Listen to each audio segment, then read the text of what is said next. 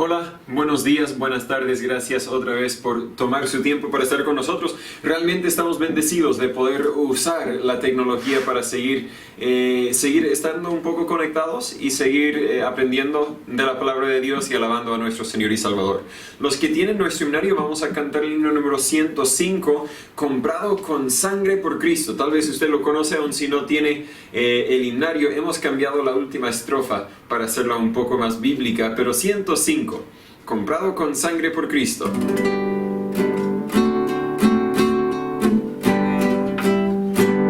Comprado con sangre por Cristo, con gozo al cielo yo voy, librado por gracia infinita, ya sé que su hijo yo soy.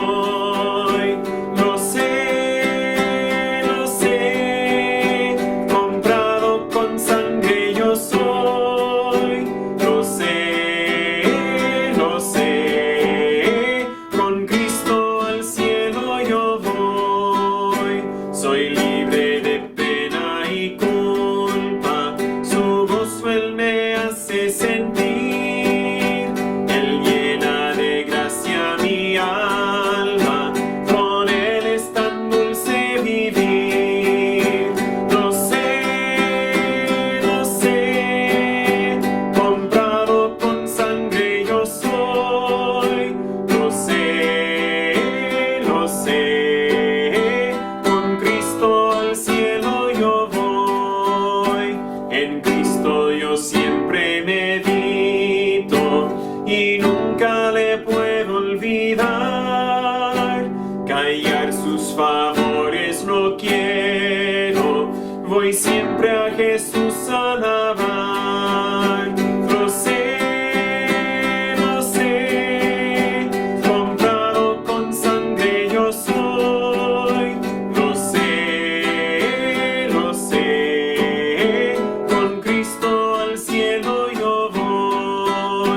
Yo sé que el cielo me espera, mi vida se acabará.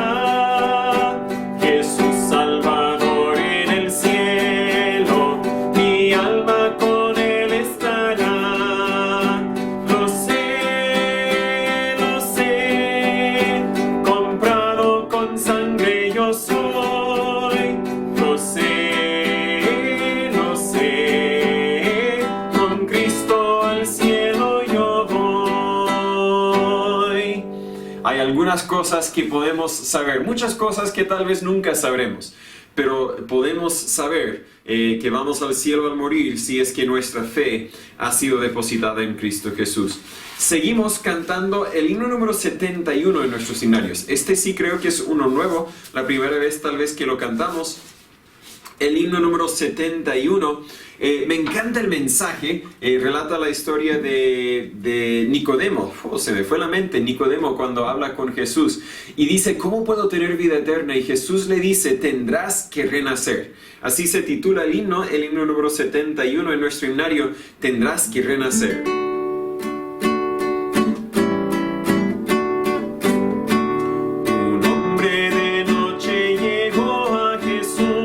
Buscando la senda de vida y luz, y Cristo le dijo, si a Dios quieres ver, tendrás que renacer, tendrás que renacer, tendrás que renacer.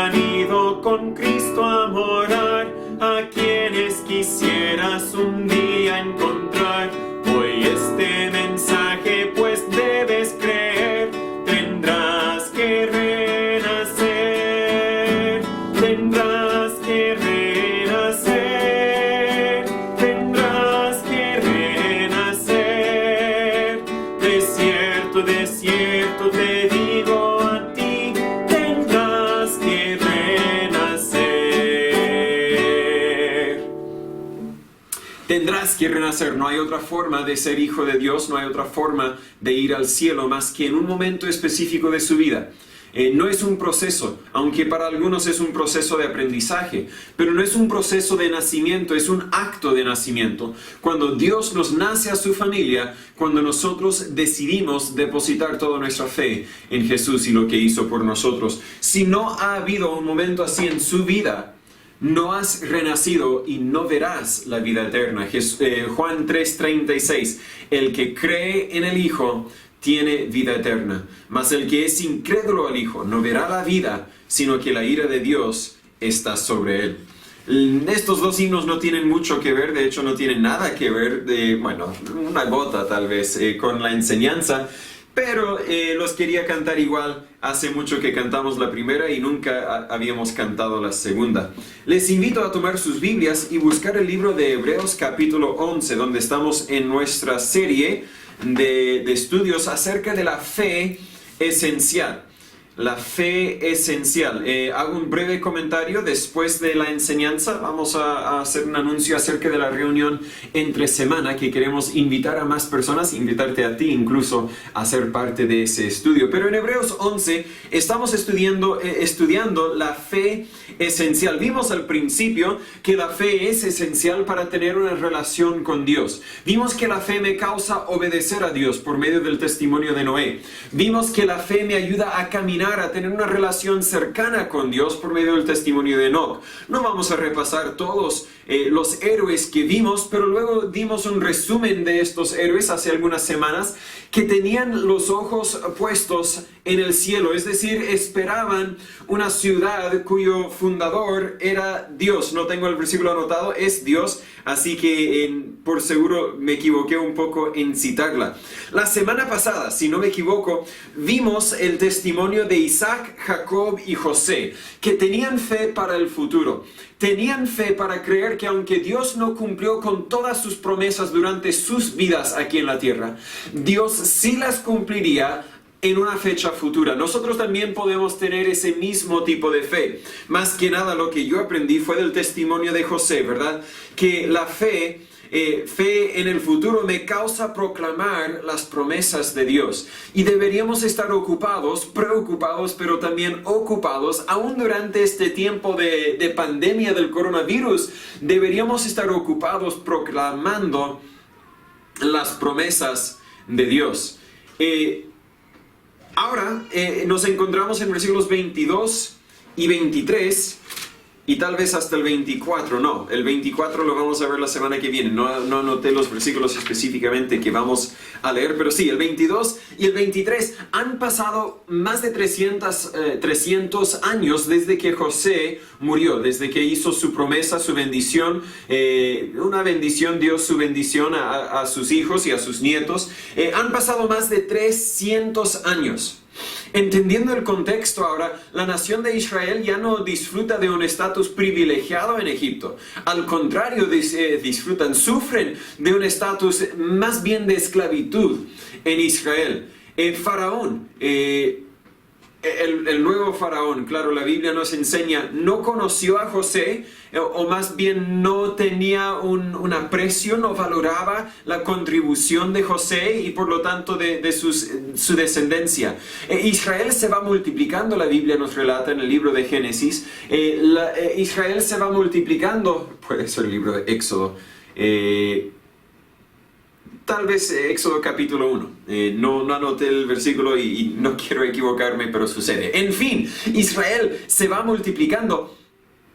Y Faraón ahora está un poco intimidado por la cantidad de los israelitas y dice, wow, si siguen multiplicándose así, un día van a haber más israelitas que egipcios y un día va a haber una revolución tal vez y los israelitas van a ser la etnicidad dominante, sobresaliente en Egipto. Entonces, como consecuencia, él quería hacerlos como esclavos, ¿verdad? Tenemos que ocuparlos más en los campos, en el trabajo, y así no van a tener tanto tiempo para multiplicarse, pero siguen multiplicándose. Entonces, luego Faraón decide en Éxodo capítulo 1 que va a dar instrucciones a las parteras, las matronas, podríamos decir, las parteras, para matar a todos los niños que naciesen. No las niñas pueden seguir con vida, pero los varones, los niños, deberían lanzarlos al río, deberían matarlos. ¿Verdad? Oh, mira, nació el niño, qué lindo, déjame llevarlo por acá, lo voy a limpiar, le voy a bañar, ¿cierto? Pero lo voy a bañar en el río. ¡Qué horrible! Sabemos a base de Éxodo 1:17, esa cita sí lo anoté, que muchas de las parteras no obedecieron el edicto de Faraón. Este es un niño, supuestamente tengo que lanzarlo al agua, pero mejor vístenle como niña y tal vez Faraón no se va a dar cuenta. No sé exactamente qué estrategia usaron para evadir y estar en rebeldía al edicto de Faraón, pero se rebelaron, no cooperaron. En cierta forma, ellas también creyeron a las promesas de Dios, que cada vida es valorosa, que cada vida importa. Y en cierta forma Faraón quería estorbar las promesas de Dios. De hecho, en Faraón vemos una imagen, tal vez una representación del diablo, porque el diablo siempre quiere estorbar las promesas de Dios. Desde la primera promesa, si no me equivoco, tal vez la primera promesa que Dios hizo en el huerto de Edén después del pecado de Adán y Eva, prometió a Eva, prometió a Satanás que de Eva vendría uno quien destruiría al serpiente, a Satanás. Era una profecía, una promesa de que un día vendría el Mesías para morir en la cruz, para así derrotar, quebrar el control, el dominio que Satanás tal vez tenía sobre nuestras vidas, para comprarnos, para redimirnos de nuestra esclavitud al pecado y adoptarnos a su familia. Tendrás que renacer, pero eso solo fue posible por medio del sacrificio de un cordero perfecto, un cordero sin mancha, Jesucristo mismo. Por eso, desde que Jesús nació, desde que antes de que Jesús naciera, por seguro, Satanás quería estorbar las promesas de Dios. Cuando Satanás vino a Jesús para tentarle en el desierto, era para estorbar las promesas de Dios. Eso no estaba en mis notas, era gratis, pero vemos que Satanás siempre quiere estorbar las promesas de Dios. Me pregunto, o te pregunto, ¿qué debemos hacer cuando todo el mundo se opone al cumplimiento de las promesas de Dios? ¿Qué debemos hacer cuando las autoridades se oponen al cumplimiento de las promesas de Dios? Cuando nuestros amigos, nuestros familiares incluso a veces, se oponen al cumplimiento de las promesas de Dios. ¿Qué deberíamos hacer cuando parece que ha pasado demasiado tiempo y que las circunstancias ahora indican que no se van a cumplir nunca? ¿Verdad? Estudiamos el miércoles en nuestra reunión digital por Meet, no por Zoom, pero algo parecido por Meet. Estudiamos la promesa que Jesús hizo, que sobre esta roca edificaré mi iglesia y las puertas del infierno no prevalecerán contra ella. Uno tal vez se fijara en las circunstancias, en todo lo que está sucediendo, muchas iglesias que tienen que cerrar sus puertas, sus templos físicos, y decimos, bueno, Dios, sé que esa promesa la hiciste en otra época, entiendo que ahora tal vez no puedes cumplir con tus promesas. ¿Qué? Dios no ha cambiado, Dios no ha perdido su potencia, su poder, Dios todavía puede cumplir con sus promesas. Vamos a observar aquí en Hebreos capítulo 11, versículos 22 y 23, que los padres, la fe de los padres de Moisés, Amram y Jocabed. Más adelante vamos a estudiar la fe de Moisés, pero hoy vamos a enfocarnos en la fe de los padres de Moisés, Amram y Jocabed, y vamos a ver la fe tenaz, la fe que no se rinde, la fe tal vez podríamos decir obstinada. La fe que dice yo voy a seguir creyendo en Dios, yo voy a seguir creyendo las promesas de Dios a pesar de las circunstancias, a pesar de las dificultades, porque tengo fe verdadera que es fe tenaz. Voy a leer Hebreos 11, versículo 22 y 23. La Biblia dice, versículo 23, solo versículo 23. Por fe Moisés cuando nació fue escondido de sus padres por 3 meses, porque vieron que era niño hermoso, y no temieron el edicto del rey. Oremos. Señor Padre, gracias por su palabra. Aunque solo tomemos un versículo para estudiarla esta tarde, esta mañana, Señor, pido que usted nos muestre la fe verdadera. Nos ayude a tener fe tenaz, fe que no se rinde, fe obstinada que siga confiando en tus promesas a pesar de las circunstancias. Usted nos conoce mejor que nosotros nos conocemos. Usted sabe que estamos pasando tal vez por momentos difíciles, momentos que prueban nuestra fe, momentos que nos causan tal vez hasta dudar de tus promesas. Dios, perdónanos. Ayúdanos a tener la fe que tenía Jocabed y Amram, que podamos confiar, seguir confiando en medio de las dificultades, confiar en tus promesas. Ayúdanos a aprender de su ejemplo e imitar ese ejemplo en nuestras vidas. En nombre de Jesús pedimos todo esto. Amén. Hoy vamos a estudiar la fe tenaz. La fe que no se rinde. Cuando observamos el mundo y la cultura hoy día, nos puede llegar la tentación de creer que Dios no podrá cumplir con sus promesas. Nos llega la tentación hasta de rendir nuestra fe. Pero en medio de todas las dificultades de Éxodo capítulo 1, vemos que había mucha gente de fe. Y especialmente vemos el testimonio de Amram y Jocabed y su fe. Primero, en versículo 23, veo que la fe nos llevará a sacrificar en obediencia. La Biblia dice aquí en versículo 23, por fe Moisés cuando nació fue escondido de sus padres por 3 meses. Dice por fe Moisés, pero Moisés no tenía fe. Moisés era niño, Moisés era guagua recién nacido. Por fe, los padres de Moisés cuando nació le escondieron por 3 meses, podríamos decir. Está bien traducida aquí en la Biblia, no es un error de traducción, simplemente la forma en que querían escribir en ese momento, en aquel entonces, cuando anotaron a Hebreos 11:23 o cuando fue anotado para nuestro beneficio. Pero estamos enfocándonos en la fe de los padres de Moisés. Y esa fe los llevó a sacrificar en obediencia. Entendemos del contexto de lo que sucedía ahí, que Amram y Jocabed ya tenían a 2 otros hijos. Tenían a Aarón y a Miriam. Entonces podríamos entender que tal vez les sería un poco más fácil decir, mira, ya tenemos 2 hijos, nos nació un hijo, no nos nació una hija, el orden de Faraón está tal cual, entonces mejor no arriesgamos nada y mejor dejemos que lancen al niño Moisés al agua. Dejemos que maten a Moisés. Pero ellos decidieron obedecer a Dios en vez de Faraón. Entienda que esa obediencia no fue fácil. Esa obediencia vino con un gran sacrificio. La Biblia nos dice que fue escondido por 3 meses. Luego después de eso sabemos que lo metieron a un canasto. Y luego sabemos el resto de la historia, que vamos a llegar a eso la semana que viene, si no me equivoco. Pero por 3 meses tomaron gran riesgo de sus propias vidas. Si no me equivoco, si Faraón descubriera o si la ley, la policía, el ejército que tenía en ese momento supiera que ellos habían desobedecido al edicto de Faraón, según entiendo, hubieran perdido sus vidas. Estaban poniendo sus vidas porque estaban así de determinados que van a confiar en las promesas de Dios, van a confiar en la voluntad de Dios tanto que estaban listos para sacrificar sus vidas. No tan solo eso, sino que por 3 meses tenían que cuidar a este niño.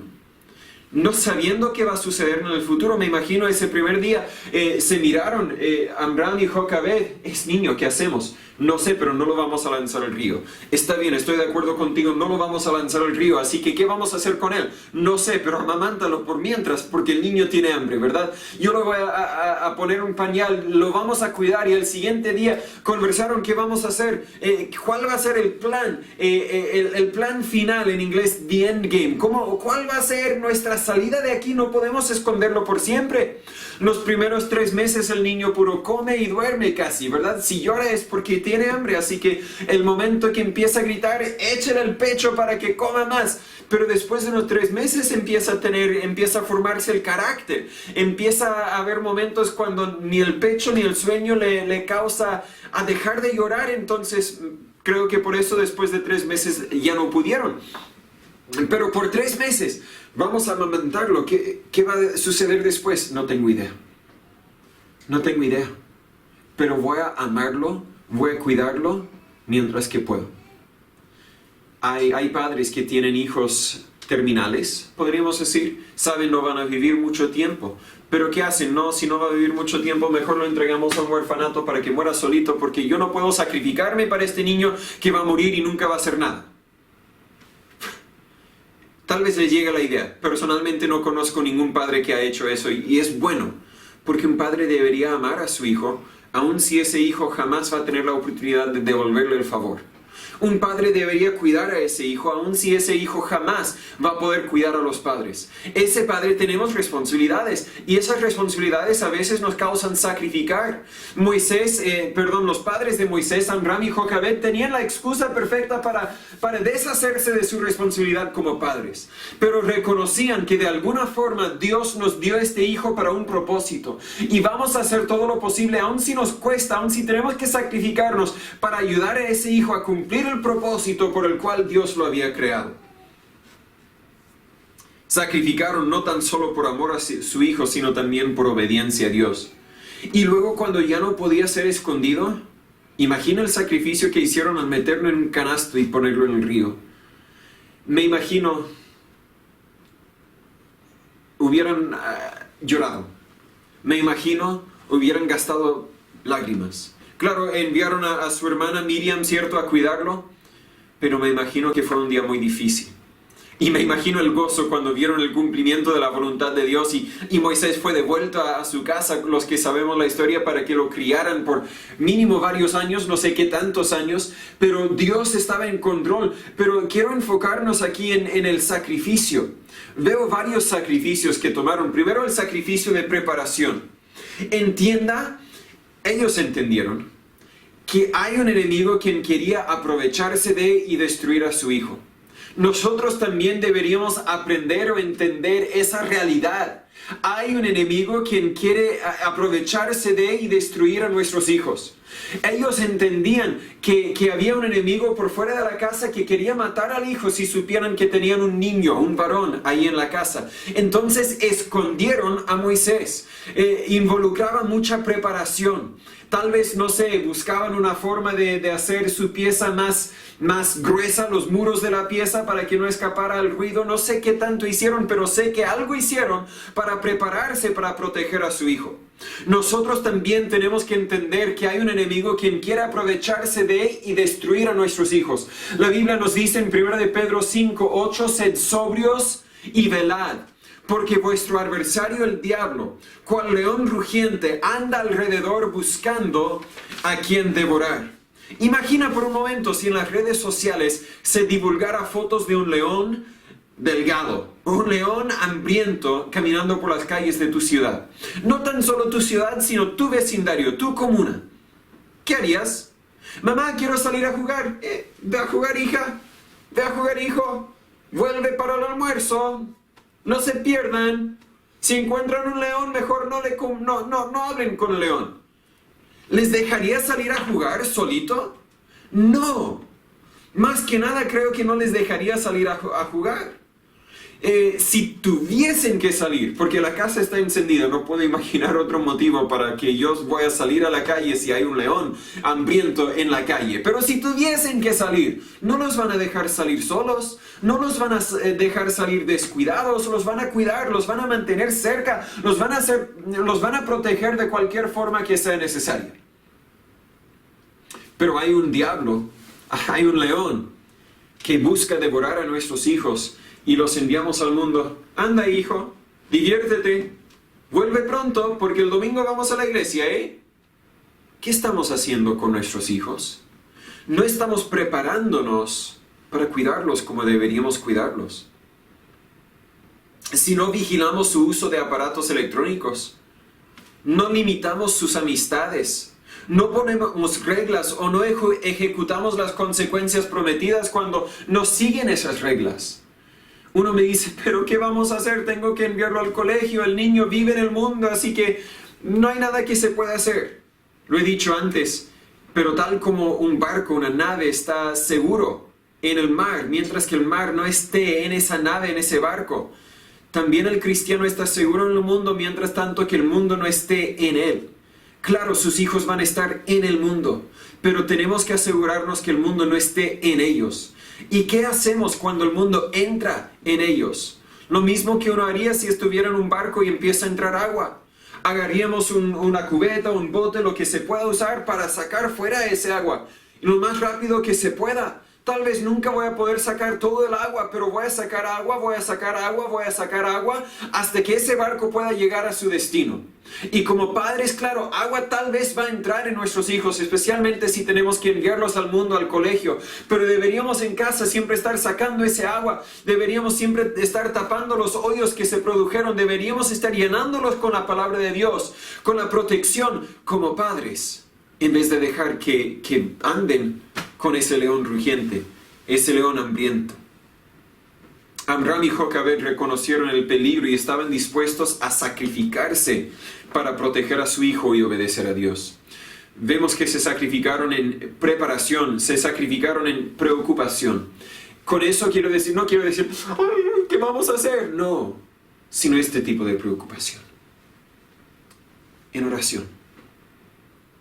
Tal vez no está bien detallada aquí, pero me imagino que ellos también tenían una relación personal con Dios.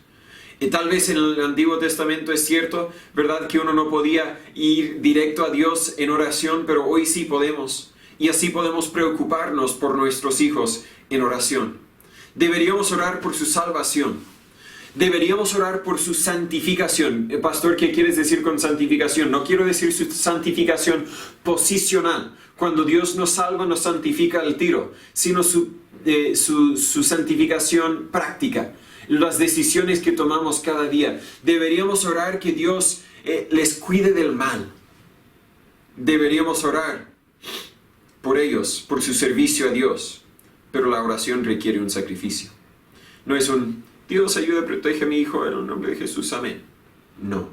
Un padre que realmente ora por sus hijos se sacrifica en la oración. Vemos su sacrificio también en la preparación. Ya usé preparación. Me faltó otra P para sustituir en la primera. Pero su preparación. Preparar a nuestros hijos para los peligros que existen en el mundo. Como Amram y Jocabed hicieron con Moisés antes de enviarlo al palacio. ¿Verdad? Cuando Moisés fue devuelto a su cuidado, le prepararon. Sabiendo que un día tú vas a estar en el palacio. Sabiendo que un día ya no tendremos la influencia religiosa espiritual que tenemos sobre ti ahora en este momento. Un día tú vas a estar fuera de nuestro alcance. Vamos a hacer todo lo posible para prepararte ahora mismo. Hijo, graba bien las promesas que Dios nos ha entregado. Hijo, graba bien que Dios es bueno, que Dios es soberano, que Dios siempre te cuidará. Hijo, graba bien estas verdades, porque un día vas a ir fuera, vas a ir lejos de nosotros y ya no podremos cuidarte, ya no podremos enseñarte, ya no podremos protegerte. Para muchos de nosotros pensamos, bueno, yo tengo 18 años con mis hijos, pero Amram y Jocabed sabían que tal vez ni eso tenían. No sé qué tanto tiempo tenían, imagino que al máximo tenían 8 años. Mínimo tenían 3 o 4, máximo 8 años. Pienso, mi opinión, no está en la Biblia no nos dice. Pero el punto es que nosotros muchas veces tampoco tenemos 18 años. Si decimos, bueno, yo tengo 18 años para instruir estos principios, estas verdades en nuestros hijos, entonces voy a esperar a 15 años y de ahí voy a empezar a enseñarle las verdades de Dios. Habrás perdido. Porque desde el momento que salen al colegio, desde el momento que salen al jardín, están saliendo fuera de tu alcance. Están saliendo a un lugar donde el mundo empieza a influenciarlos. Desde el momento en que salen a jugar con los vecinos, como mis hijas ahora hacen. Estás perdiendo algún aspecto de la influencia que tienes sobre ellos. Claro, todavía los tienes en casa, por eso cuando llegan a casa, saca el agua que entró. Saca el agua que entró, tapa los hoyos que fueron producidos. La preparación, hay que preparar a nuestros hijos para enfrentar al mundo. También veo su sacrificio en paciencia y persistencia. Todos los padres sabemos, no es fácil ser padre. No creo que hay un libro que diga, ser padre es fácil. Si hay tal libro es pura mentira. No es tema de traerlos a la iglesia y listo. Muchos padres tienen la idea, bueno, la educación espiritual de mis hijos es responsabilidad de la iglesia, los voy a traer a la escuela dominical, listo, deberían estar bien. No.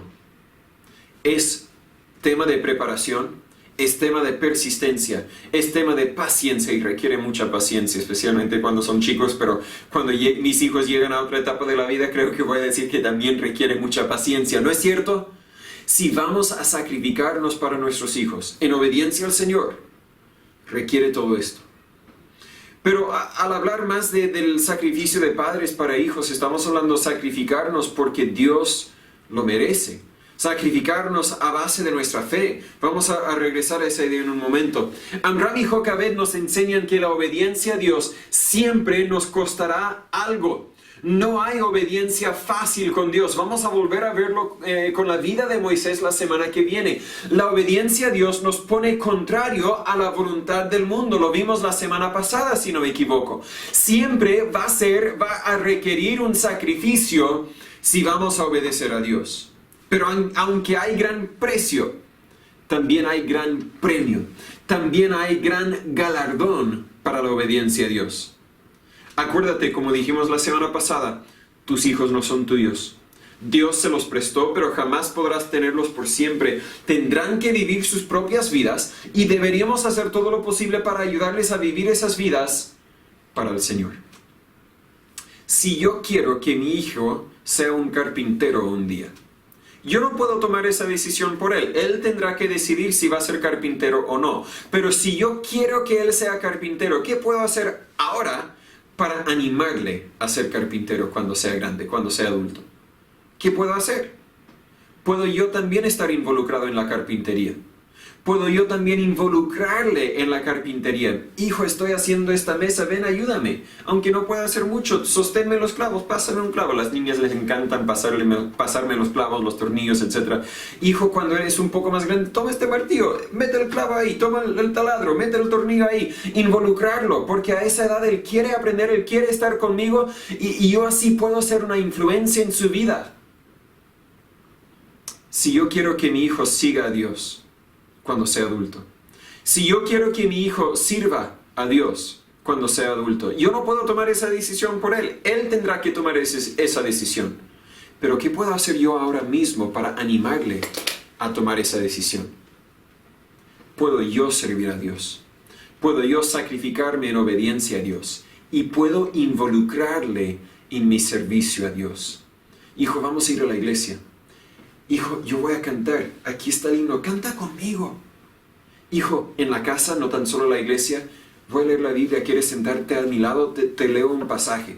Te voy a explicar las verdades. Cuando es un poco más grande, ahora tú lee ese pasaje. ¡Wow! ¿Lo entiendes? Te lo explico. Cuando es un poco más grande, lee ese pasaje. ¿Qué aprendiste de ese pasaje? Lo mismo. Lo mismo. Si yo quiero que mi hijo sea un seguidor de Jesús, yo no puedo tomar esa decisión por él. Pero puedo animarle al poner el ejemplo y al involucrarlo. Tampoco estaba en mis notas, algo gratis. Lamentablemente, al contrario, muchos padres enseñan a sus hijos que no vale la pena obedecer a Dios. ¿Cómo lo hacen? Ningún cristiano, ningún padre cristiano diría, sí, yo enseño a mis hijos a que no vale la pena servir a Dios. Tal vez algunos bien amargos, ¿verdad? Pero los cristianos que tenemos una relación personal con Dios y disfrutamos de esa relación como deberíamos, nadie diría, yo enseño a mis hijos que no vale la pena servir a Dios. Sin embargo, muchos padres es exactamente lo que enseñan a sus hijos. ¿Cómo lo hacen? Por el ejemplo que dejan. Vamos a la iglesia cuando nos conviene, pero cuando mi partido favorito, mi equipo favorito está jugando fútbol a la hora de la iglesia, vamos a la otra reunión. Podemos priorizar el fútbol en este momento. Después lo veo en Facebook, ¿cierto? ¿Qué estamos enseñando a nuestros hijos con nuestro ejemplo? Creo que Moisés llegó a ser un hombre de fe porque tenía padres de fe. Padres que se sacrificaban para Dios y para su hijo. ¿Cómo podían sacrificarse? ¿Cómo podían aguantar todo ese dolor? Porque creían tanto en las promesas de Dios que querían obedecer a Dios y porque creían que Dios es galardonador de los que le buscan. Creían tanto a las promesas de Dios que sabían, vale la pena. Algo más que está en mis notas y después vuelvo a mis notas. Perdón, pero tal vez este mensaje me habló más de alguna otra forma mientras que lo pensé, le reflexioné un poco. Al sacrificar para Dios, si yo creo en Dios, tanto que estoy dispuesto a sacrificar para Dios, eso me causa alejarme de algunas cosas que tal vez no son pecado, pero tampoco son cosas que ayudan a mi servicio a Dios. Amram y Jocabed podían haber dicho, mire, dejemos al niño solito ahí, ¿verdad? ¿Qué tal al final nosotros tenemos derecho de ir a este cumpleaños de un vecino, o a esta fiesta, o no sé qué más? pero se sacrificaron, dejaron las otras cosas porque sabían que tenían una responsabilidad. También nosotros con Dios. No es pecado vestirme de esa forma, no es pecado ir a esa fiesta, no es pecado escuchar esa música, no es pecado hacer lo que yo quería hacer. Y bien puede ser que no sea pecado, pero a la vez si somos hijos de Dios y sabemos que tenemos responsabilidades con Dios, en obediencia a Dios deberíamos sacrificar algunas cosas que no necesariamente son pecado, pero tampoco ayudan en nuestro servicio a Dios. Punto aparte, algo gratis otra vez. Vimos primero que la fe me causa sacrificar en obediencia, pero también la fe me ayuda a ver la potencial para el futuro. La fe me ayuda a ver lo que Dios puede hacer. La Biblia dice en Hebreos 11:23, por fe Moisés cuando nació, fue escondido por sus padres por 3 años, fue escondido de sus padres por 3 años, porque vieron que era niño hermoso. Eso no quiere decir que era el niño más guapo en todo el mundo, porque así piensan todos los padres, ¿cierto?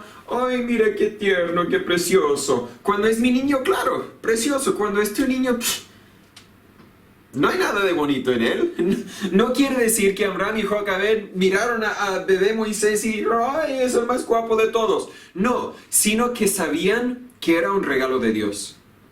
Era un regalo de Dios como cada hijo lo es, ¿cierto? Un bebé no hace nada en ese momento, piénsalo conmigo. Ellos no lo miraron y dijeron, ¡ay, mira, por fin tenemos a alguien para lavar los platos! ¡Ay, mira, por fin tenemos a alguien para lavar el auto! ¡No!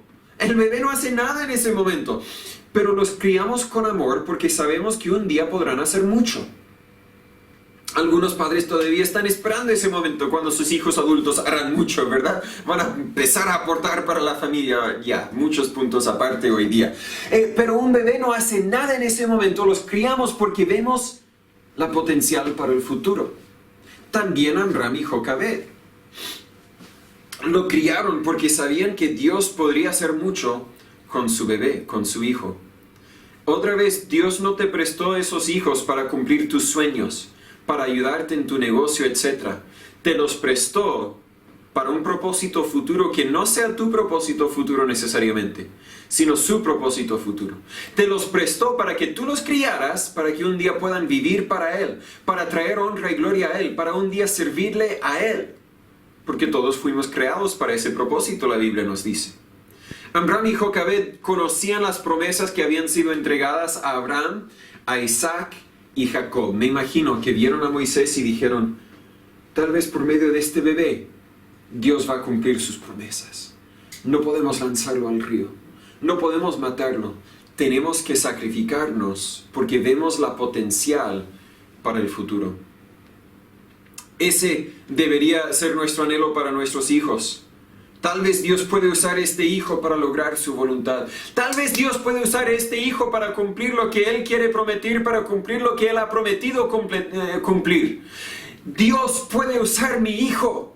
Y esa debería ser la visión de nuestros hijos. Aún los más rebeldes, los que pasan por esa etapa de adolescencia, cuando no quieren ir a la iglesia, cuando nos miran feos, cuando nos hablan feos, cuando etcétera, etcétera, deberíamos seguir creyendo las promesas de Dios porque vemos que Dios puede cambiar su corazón, que Dios puede usarlos. Y ese debería ser nuestro anhelo para nuestros hijos, no el éxito humano. Vi algo en Facebook que uno dice, hay 0,0086 no sé por ciento de posibilidad que tu hijo un día jugará un deporte profesional. Hay 100% de probabilidad que un día tu hijo tendrá que dar cuenta a Dios por su vida. Y es cierto, no deberíamos estar preparando a nuestros hijos para un deporte profesional. Si quiere, adelante, pero deberíamos invertir mucho más tiempo preparándole para el día que tendrá que dar cuenta a Dios de su propia vida. Tenemos que mantener nuestro enfoque donde debería estar. Y como padres deberíamos anhelar que Dios use a nuestros hijos para su honra y su gloria. Que Dios los use a ellos tal vez más de la forma en que nos usó a nosotros.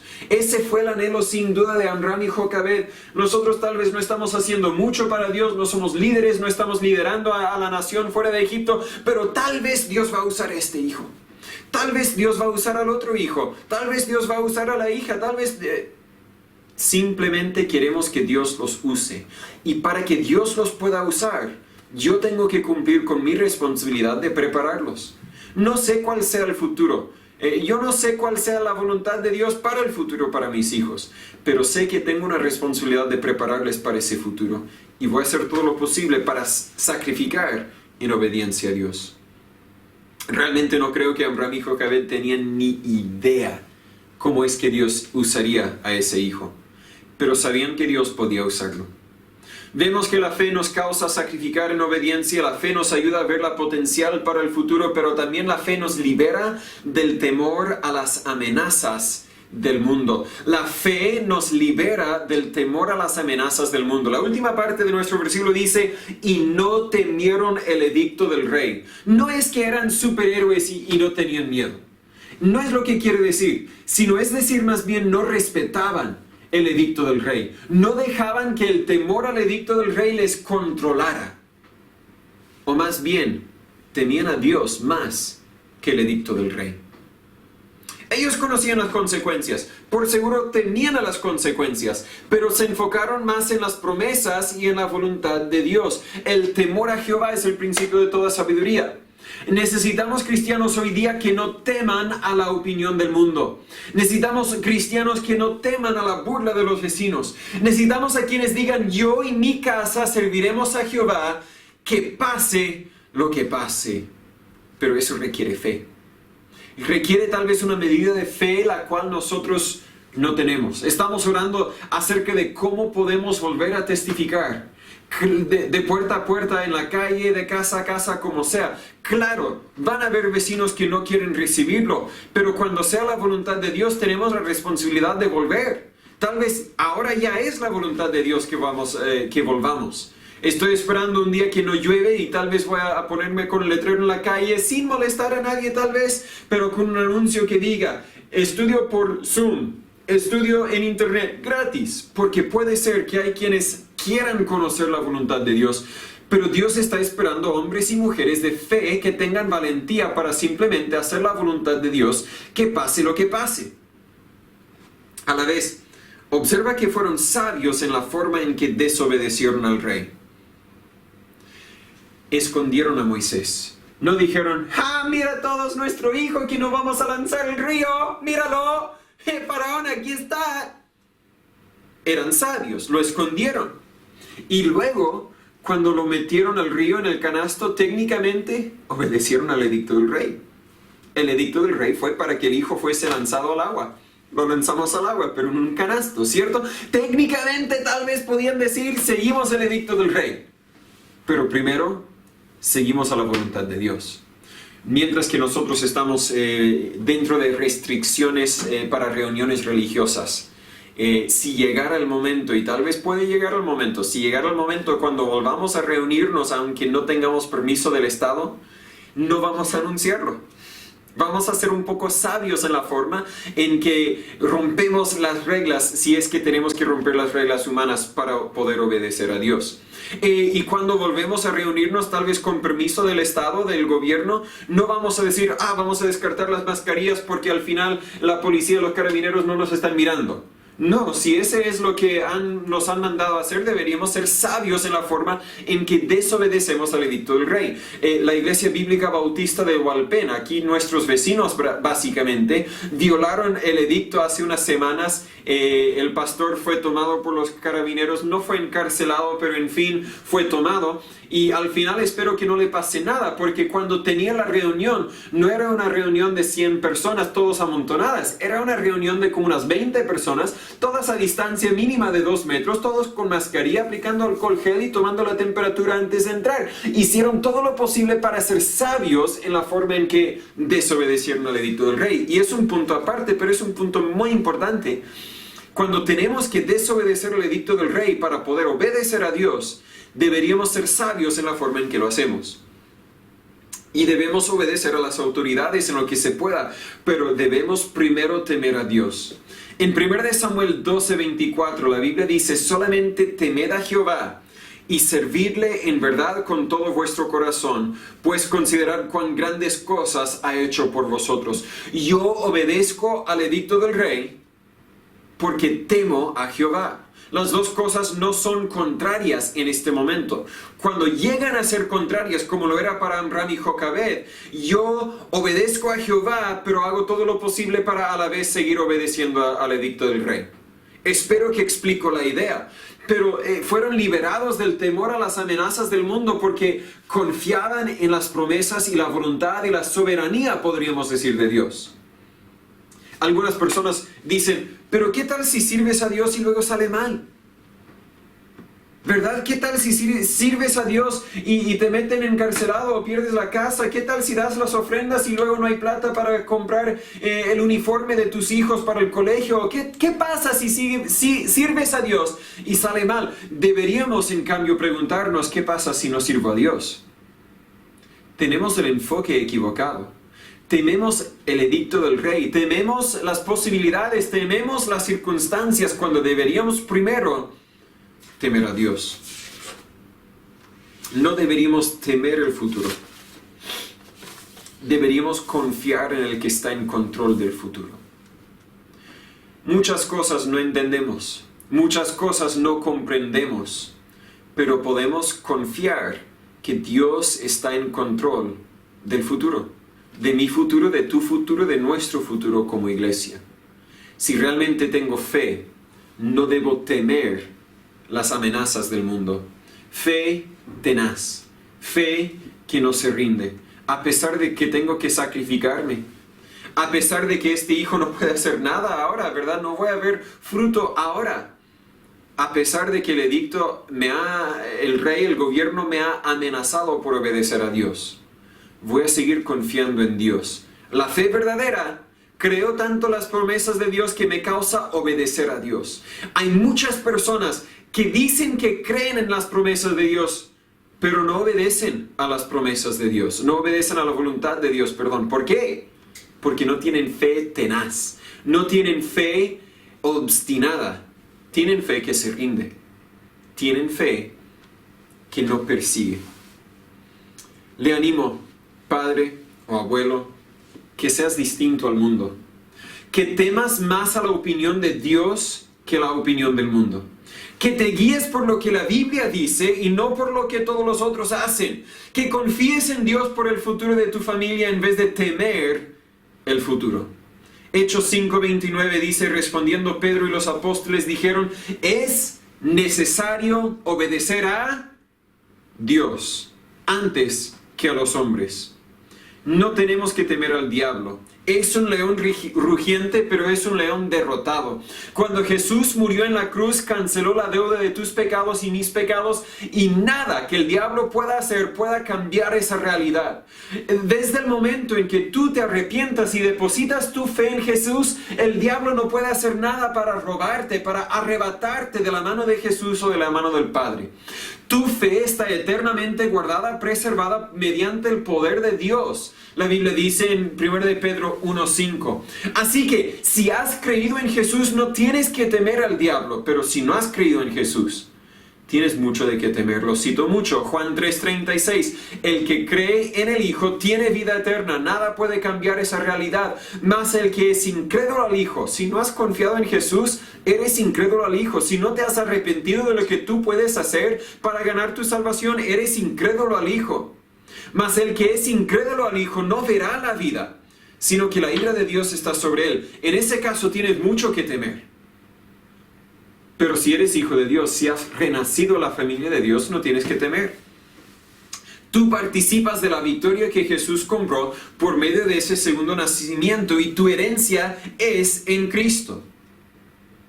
Pero cuando lo pienso, ¿quién podía imaginar que este niño, Moisés, a quien Faraón quería matar, un día crecería en el palacio, bajo un dicho en inglés, bajo el nariz del enemigo, ¿verdad? Sería educado en el palacio, pero luego, como vamos a ver la semana que viene, si Dios permite, elegiría sufrir aflicción con el pueblo de Dios en vez de gozar los placeres temporales del pecado. ¿Quién lo podía imaginar? ¿Quién podía imaginar que este Moisés, quien Faraón ayudó a criar en cierto sentido, Faraón alimentó, Faraón educó, un día sería el líder de una revolución en Egipto que ni el ejército podía calmar? Así que padres, madres, abuelos, abuelas, tíos, tías, ¿cómo está tu fe impactando a las generaciones futuras? ¿Tienes una fe tenaz? Una fe que dice Dios en primer lugar y todo lo demás después de eso. Yo voy a priorizar mi tiempo en la iglesia, yo voy a priorizar mi lectura de la Biblia, yo voy a priorizar mi oración y no tan solo en mi vida personal, sino también voy a ser un ejemplo y voy a tomar a mis hijos, a mis nietos por la mano y voy a llevarles, instruirles en el camino de Dios. ¿Tienes ese tipo de fe o tienes una fe que se rinde a las ideas del mundo? Una fe que dice no vale la pena. Una fe que dice, bueno, he criado a mi hijo según la Biblia por varios años y ahora es tan rebelde que a lo mejor la voluntad de Dios estaba equivocada o las instrucciones de la Biblia estaban equivocadas. ¿Tienes ese tipo de fe que se rinde cuando deberías decir, hay potencial en el futuro? Yo no sé qué vendrá en el futuro, pero sé que las promesas de Dios siguen siendo válidas, entonces yo voy a someterme a la voluntad de Dios. ¿Qué tipo de fe tienes? ¿Vives por fe? ¿Tu fe afecta a los que están en tu vida? ¿O has dejado que el temor a algo te ha causado a no servir a Dios como deberías servirle? ¿Cuántos conocían el nombre de Abraham y Joquebed antes de esta enseñanza, cierto? Yo no, hasta que lo estudié. Los padres de Moisés, lo leo aquí en versículo. ¿Cómo se llamaban los padres de Moisés? Lo tenía que buscar. Claro, había escuchado el nombre, pero no lo sabía, no lo conocía. El punto es este.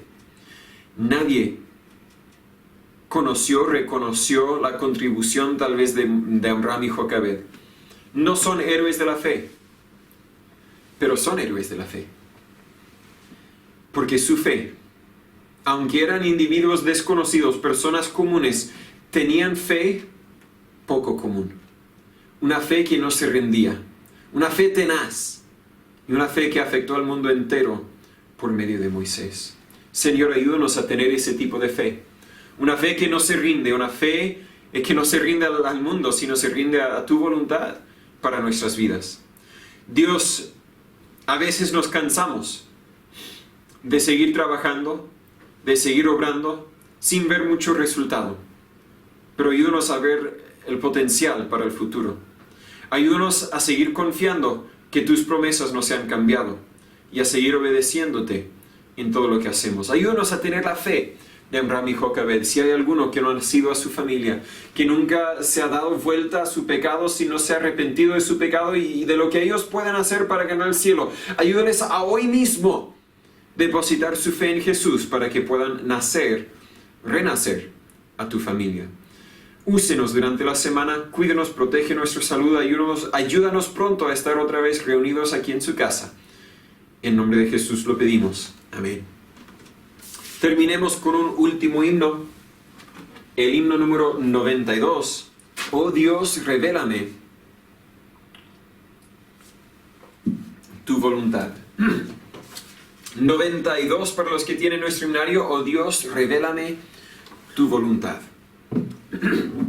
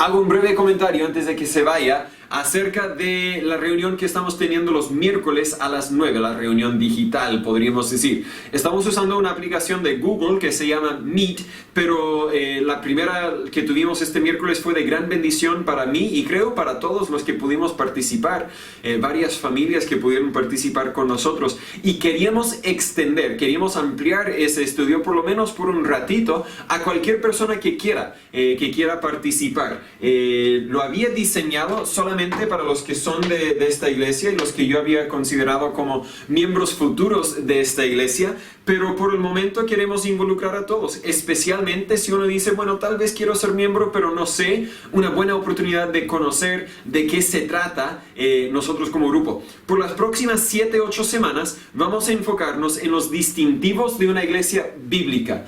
¿Qué es lo que separa a una iglesia bíblica, una iglesia verdadera en los ojos de Dios, de una iglesia falsa, una iglesia que no es tan bíblica? Vamos a estudiarlo por un acróstico bíblico o bíblica, no me acuerdo, debería ser bíblica, no me acuerdo cómo lo anoté, pero lo veremos juntos este miércoles a las 9 de la tarde, tiempo chileno. Para los que están en los Estados Unidos, eso es tiempo de Nueva York, Eastern Standard Time. Así que tiempo central sería como a las 8 de la tarde, si no me equivoco. Hasta que cambiemos los relojes, no sé quién va a cambiar, va a ser el siguiente en cambiar el reloj, el horario, si nosotros acá en Chile o ustedes allá en los Estados Unidos, pero están invitados. Si quiere participar, por lo tanto, mándame un mensaje a mi cuenta personal o a la cuenta de la iglesia en Facebook o también por WhatsApp, porque viene mi número, va a aparecer en la pantalla para que me pueda enviar un mensaje. Y ese miércoles, el miércoles que viene, como a las 8:30, voy a tratar de enviar el link para que puedan irse conectando. Y a las 9, casi en punto, vamos a querer empezar la reunión digital, estudiando los distintivos de una iglesia bíblica. Gracias por su tiempo. Si puedo ayudarles entre semanas, si puedo pasar a visitarles, para animarles, para traerles algo, avíseme. Si es que están cerca, ¿verdad? Porque si están lejos, difícil visitarles. Lo siento, mamá y papá, si me avisan no puedo venir a visitarles. Que pasen buen día.